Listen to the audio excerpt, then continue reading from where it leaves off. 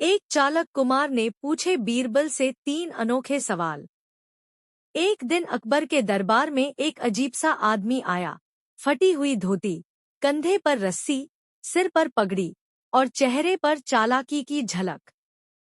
उसका नाम था कुमार, शहर का मशहूर चालक गाड़ीवान। वो जैसे ही दरबार में पहुंचा तो बोला, महाराज, मैंने सुना है आपके बीरबल से कोई सवाल अनुत्तरित नहीं रहता, पर आज मैं 3 ऐसे सवाल लेकर आया हूं जिनका जवाब बीरबल नहीं दे पाएंगे। अकबर मुस्कराए, वाह कुमार, अगर तू बीरबल को हरा देगा तो तुझे सोने का सिक्का मिलेगा, लेकिन अगर बीरबल ने तेरा जवाब दे दिया तो तू अपनी गाड़ी और घोड़ा दोनों दरबार को दान करेगा। कुमार बोला, मंजूर है हुजूर। सब दरबारी हंसने लगे। उन्हें लगा कि ये गरीब गाड़ीवान अपनी हद भूल गया है, लेकिन बीरबल शांत बैठे मुस्करा रहे थे। पहला सवाल, कुमार बोला, बीरबल बताओ, धरती पर सबसे भारी चीज क्या है जिसे कोई इंसान उठा नहीं सकता? बीरबल बोले, बहुत आसान है कुमार, वो है मनुष्य का झूठा अहंकार। इसे कोई नहीं उठा सकता, न राजा न भिखारी, क्योंकि एक बार जब मन में मैं का बोझ बैठ जाता है तो फिर कोई भी हल्का नहीं रह जाता। अकबर ने तालियां बजाईं। दरबार में हंसी और ज्ञान दोनों फैल गए। कुमार थोड़ा मुस्कराया, बोला, ठीक है बीरबल, पहला सवाल तो बचा लिया, पर अब दूसरा आसान नहीं होगा। दूसरा सवाल, बीरबल, ये बताओ कि सबसे तेज चीज क्या है जो किसी के बस में नहीं? बीरबल हंसे, वो है मनुष्य का विचार। एक विचार एक ही पल में राजा को भिखारी बना सकता है या भिखारी को राजा बना सकता है। विचारों की गति से तेज कोई घोड़ा, कोई हवा, कोई बिजली नहीं।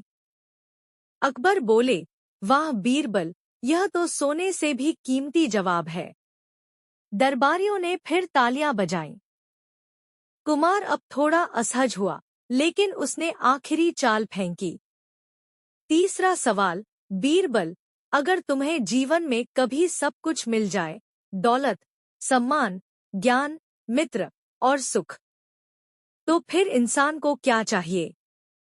पूरा दरबार चुप हो गया। कुमार के चेहरे पर जीत की मुस्कान थी, पर बीरबल ने गहरी सांस ली, आंखें बंद की और बोले, कुमार, जब इंसान को सब कुछ मिल जाए तो उसे रुकना चाहिए, क्योंकि जो रुकना नहीं जानता वो अंततः सब कुछ खो देता है।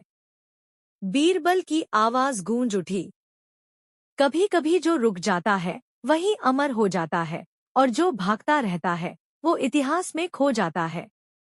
अकबर खड़े होकर बोले, वाह बीरबल, आज फिर तुमने साबित कर दिया कि बुद्धि और विनम्रता दोनों साथ रह सकती हैं। कुमार ने सिर झुकाया, हुजूर, मैं हार गया, पर आज मैं भी कुछ जीत गया। अकबर बोले, क्या जीत गया तू? कुमार बोला, ज्ञान, क्योंकि आज मैंने सीखा कि सवाल पूछना आसान है, पर जवाब सुनना विनम्रता मांगता है। अंत में अकबर ने बीरबल को ही नहीं, कुमार को भी इनाम दिया, क्योंकि उसने दरबार को सोचने पर मजबूर कर दिया था। और उस दिन से चालक कुमार को लोग ज्ञानी कुमार कहने लगे। सीख, सवाल करने से इंसान छोटा नहीं होता, पर जवाब समझने से इंसान बड़ा जरूर बनता है। कई महीने बीत गए। बीरबल ने उस दिन के 3 सवालों को भूल भी नहीं पाया था। वो सवाल जो एक साधारण गाड़ीवान ने पूरे दरबार को हिला दिया था। एक दिन अचानक दरबार में आवाज आई, हुजूर, वही चालक कुमार बाहर खड़ा है, बीरबल से दोबारा मिलने आया है। अकबर मुस्कराए, बोले, लगता है बीरबल को फिर से चुनौती मिलने वाली है। बीरबल भी मुस्करा उठे, आओ देखते हैं इस बार कुमार किस चाल में क्या गहराई छिपाए बैठा है। कुमार का आगमन।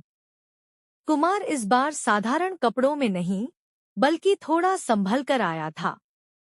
उसके चेहरे पर विनम्रता थी, लेकिन आंखों में वही पुरानी चालाकी की चमक। प्रणाम महाराज, उसने कहा। बीरबल जी, पिछली बार मैं हार गया था, पर इस बार मेरे पास सिर्फ सवाल नहीं, एक कहानी और पहेली है, जिसका जवाब कोई नहीं दे पाया। अकबर ने उत्सुकता से कहा। बोलो कुमार, सुनते हैं तुम्हारी कहानी। कुमार की कहानी। कुमार बोला। एक गांव में 3 भाई रहते थे। एक गरीब, एक अमीर और एक संत। तीनों ने एक ही दिन अपनी अपनी इच्छा भगवान से मांगी।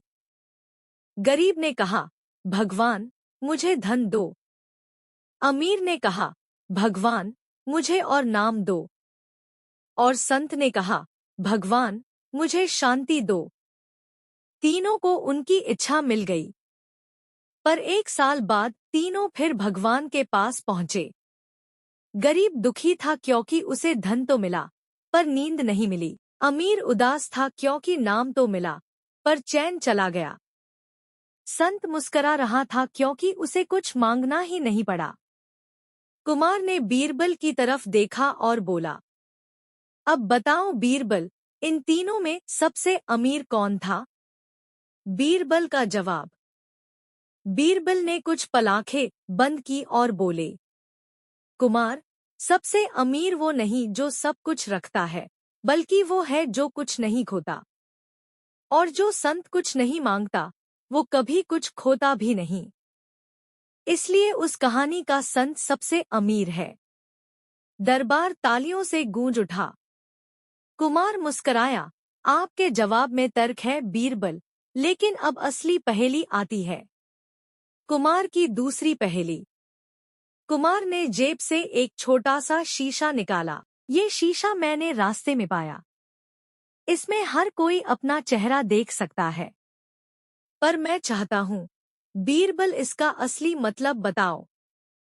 बीरबल ने शीशे को हाथ में लिया, सूरज की रोशनी में देखा और बोले, कुमार, ये शीशा इंसान का चेहरा नहीं दिखाता, ये उसके अंदर के चेहरे का मजाक उड़ाता है। क्योंकि जब आदमी खुद को देखता है, तो उसे एहसास होता है कि वो कितना झूठ जी रहा है।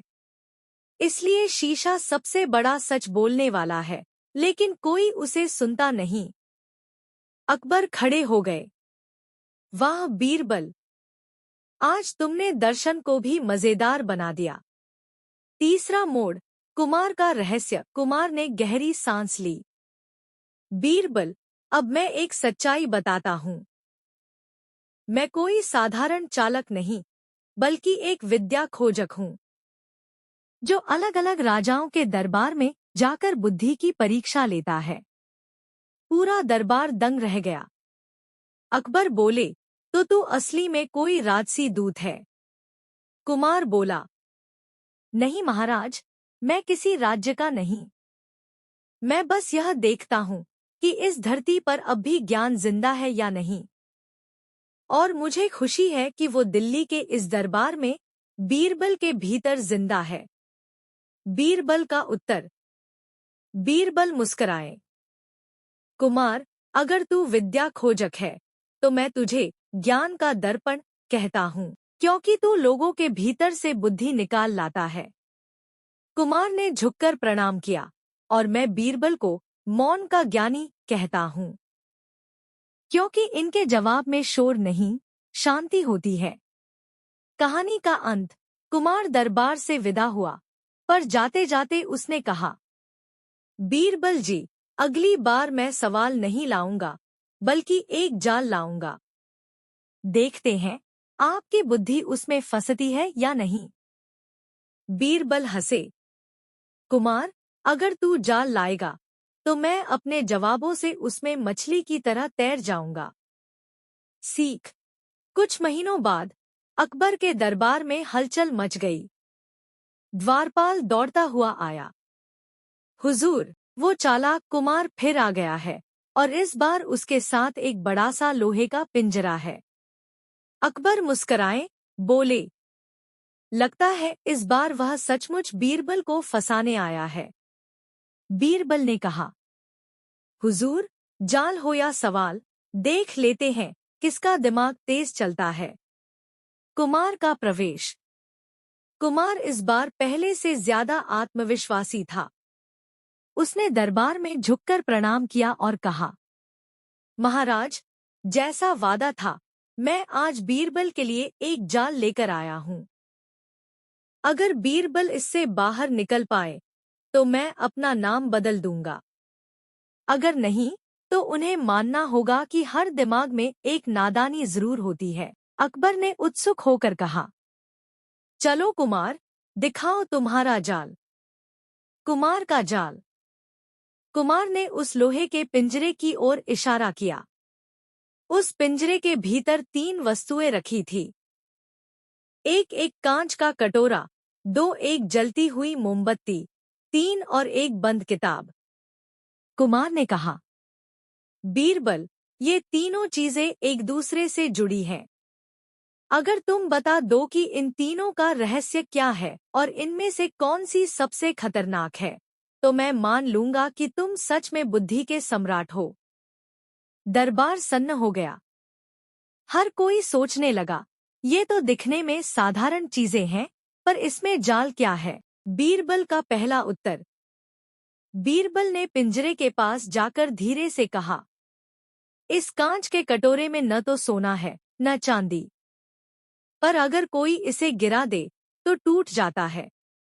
जैसे विश्वास टूटने पर रिश्ते बिखर जाते हैं। कुमार ने सिर हिलाया, ठीक कहा।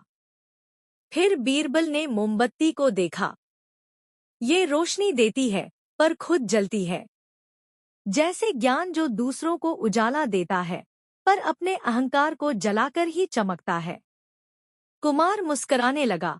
उसे लगा बीरबल फंस रहे हैं। बीरबल अब किताब के पास पहुंचे, बोले, और ये किताब, ये सबसे खतरनाक है, क्योंकि ये बंद है। और जो किताबें बंद रहती हैं, वो अंधकार फैला देती हैं। क्योंकि जब ज्ञान को खोला नहीं जाता, तो मूर्खता राज करती है। दरबार तालियों से गूंज उठा। कुमार का अगला वार। कुमार ने मुस्कुराते हुए कहा, वाह बीरबल, जवाब तो सुंदर है, पर अब दूसरा हिस्सा है जाल का। ये तीनों चीजें एक साथ रखी हैं, और मैं पूछता हूँ, अगर तुम्हें इनमें से एक चीज बचानी हो, तो कौन सी बचाओगे और क्यों? दरबार फिर सन्न हो गया। हर कोई जानता था कि बीरबल को फंसाने की यही असली चाल है। बीरबल की बुद्धि। बीरबल ने बिना एक पल गवाए जवाब दिया, मैं मोमबत्ती बचाऊंगा। कुमार चौंका, क्यों?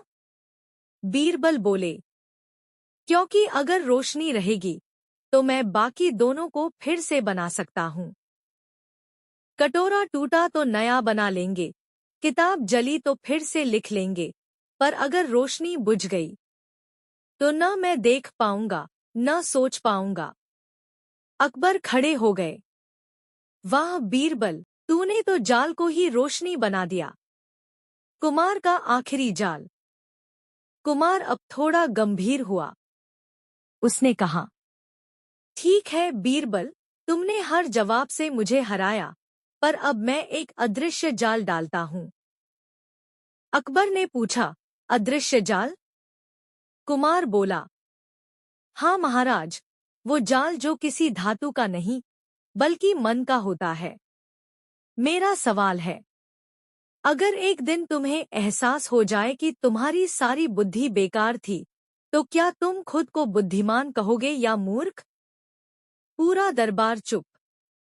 बीरबल कुछ देर तक सोचते रहे, फिर मुस्कुराकर बोले, कुमार, अगर वो दिन आया तो मैं खुद को सबसे बुद्धिमान मूर्ख कहूंगा।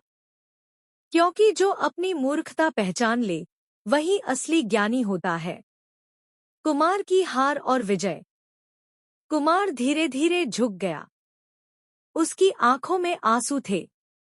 बीरबल, मैंने तुम्हें फंसाने की कोशिश की, पर तुमने हर बार मुझे अपने जवाबों में आजाद कर दिया। अकबर ने दोनों को गले लगाकर कहा, आज दरबार ने दो ज्ञानी देखे, एक जो सवाल बनाता है और एक जो जवाबों से सवाल को अर्थ देता है। अंत में कुमार ने विदा लेते समय कहा, बीरबल जी, अब मैं कभी जाल नहीं लाऊंगा, क्योंकि आपने साबित कर दिया कि सच्चा ज्ञानी जाल में नहीं फंसता, बल्कि उसी से राह निकाल लेता है। बीरबल मुस्कुराए, और सच्चा चालक वही है जो अपनी गाड़ी मनुष्य के विचारों की दिशा में मोड़ सके। सीख, बुद्धि का असली कमाल जवाब देने में नहीं, बल्कि उस जाल को पहचानने में है जिसमें लोग फंसे हैं। बुद्धिमान वही है जो सवालों से नहीं डरता, बल्कि हर सवाल में नया जवाब ढूंढ लेता है। दिल्ली का दरबार उस दिन कुछ अलग ही चमक रहा था। अकबर दरबार में बैठे थे, पर उनकी नजरें बार बार दरवाजे की ओर जा रही थी, क्योंकि आज कोई खास आने वाला था।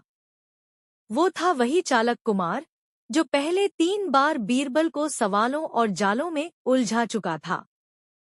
पर इस बार हालात कुछ उल्टे थे।